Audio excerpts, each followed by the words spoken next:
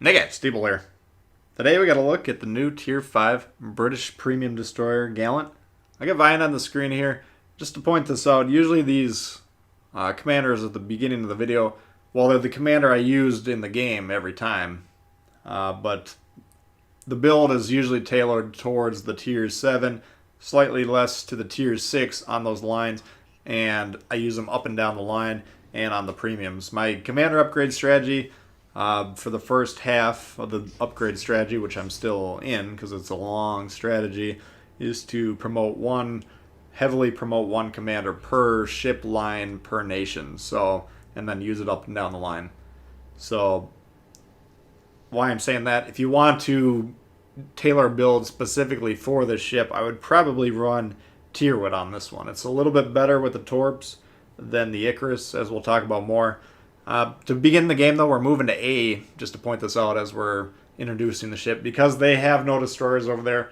The eastern flank does have a destroyer, so I'm moving to A. Pop the speed boost. Yes, there's a speed boost on here. No, there's no internalized British speed boost like you see on the other British destroyers. This ship, I suspect, was launched before the British destroyer line as a whole on the PC, because it doesn't really remind me of the British destroyers as a whole. It's kind of a standard destroyer in terms of consumables. Smokes are kind of like the IJN smokes in terms of duration and strength and so on and so forth. So, I think this is just more of a standard destroyer. I think it's kind of a, stats-wise, an upgrade over the Icarus for the most part.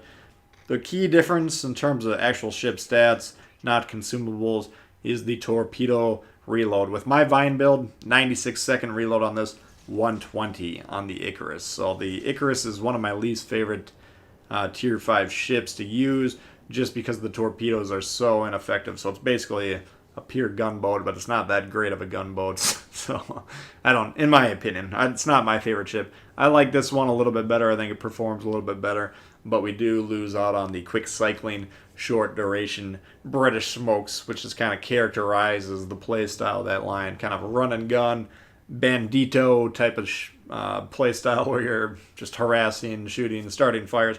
Both of these ships, guns, same stats up and down, except for this one has slightly less range, 0.2 less range, but same 8% fire chance. Same, the HE shells on these Tier 5 British destroyers, not that impressive, not that high of damage dealing, except for the fire chance is pretty good. Torpedoes, like I said, the stats are the same. With the Zatago commander, the inspiration, if you noticed I have that on the Vine, that drops the reaction of these torps down to 6.5 seconds, which is dangerous. You get 8-kilometer range, 65 knots in the water, 6.5 second reaction time. That's pretty good. So it's the same stats, same damage as the Icarus. The problem the Icarus has is you only get to launch those every 2 minutes, at least with this Vine build. So this one, you're tightening that up by quite a bit, which isn't it's a nice improvement. Mobility, pretty comparable. The other one the Icarus turns a little bit better, starts and stops a little bit better, but we just are forced to use the engine prop mod on this one because it doesn't have the internalized speed boost. It takes off, starts and stops really slow, so I would recommend prop mod on this one. Usually the British destroyers, you can get away with steering gears, give it a little bit more bounce in its step in terms of dodgeability, because it has that built-in prop mod. Speed boost, whatever it actually is, who knows, but the British destroyers characteristically take off very quickly, I guess is my point, on their own, without the mod. So overall, it differs from the Icarus quite a bit, but, the improvement on the Torps makes it a more enjoyable ship for me to play, just because the torpedoes are pretty good, but like I said earlier, with the Icarus, you rarely get to use them, or you don't get to use them often enough. These ones reload quick enough so that you're usually not waiting too long when you need them.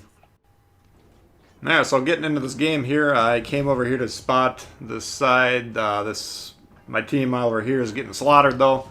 They've kind of overloaded this side, and they're killing the ships that went all the way over to the flank.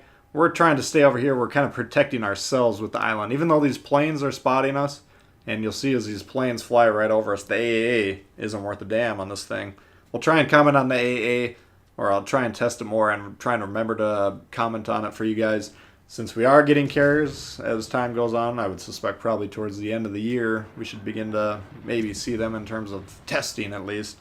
But we don't have the AA stats like we used to have, and to figure out if the AA is worth a damn or not, you kind of have to just sail under these fighter planes that are floating around. But you can see here the guns are going off and it's not doing anything, so I strongly suspect the AA doesn't really work that well on this ship. Kind of like the Biscuit at Tier 6 where you can just sit under the plane all day, but it doesn't actually do anything.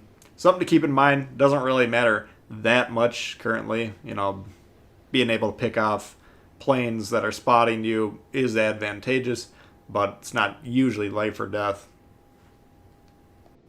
At least currently, but once we get carriers, it's going to be a major disadvantage that will depress the value of these destroyers that cannot defend themselves with AAs. So anyway, they've killed the blue team that was over here except for us. We're pulling back. We're trying to get away from these planes for sure, and then any ships that push forward. Curiously enough, 2 out of the 4 ships, the red ships that are over here, are abandoning the flank.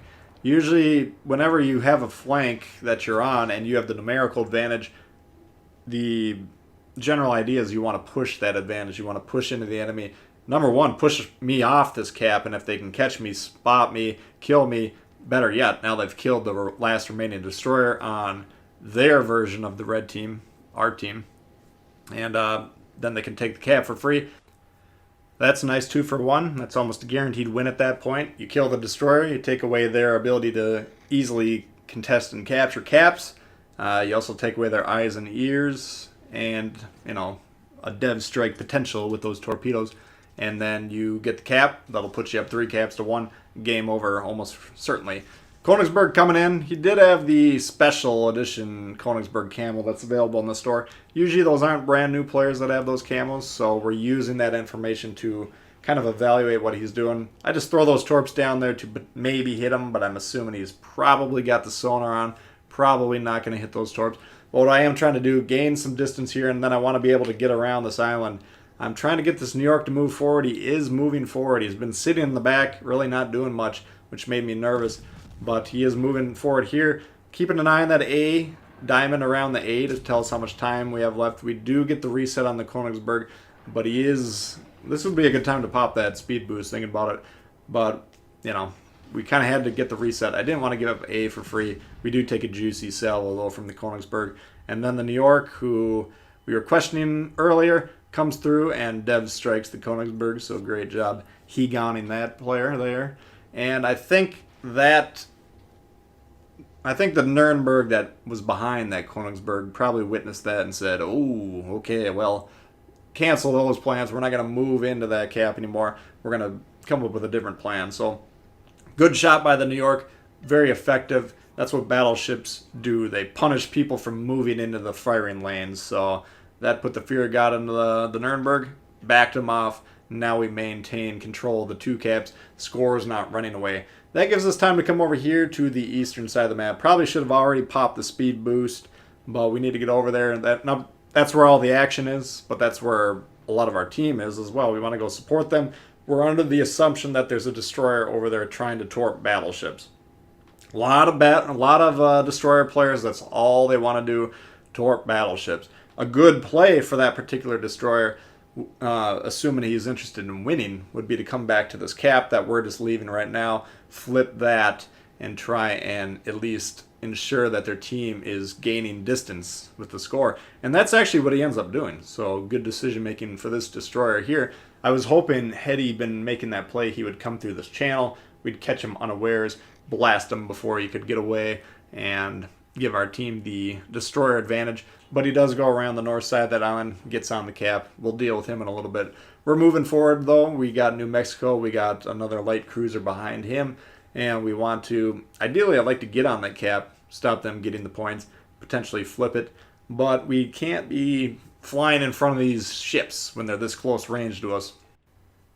I'm trying to close the distance on this New Mexico enough so I can launch torps both at the Dallas and the New Mexico, because due to their speed and heading, they're both kind of heading in the exact same area. Had I gotten close enough to the New Mexico, potentially we could have hit both of them. We'll see if that play works out.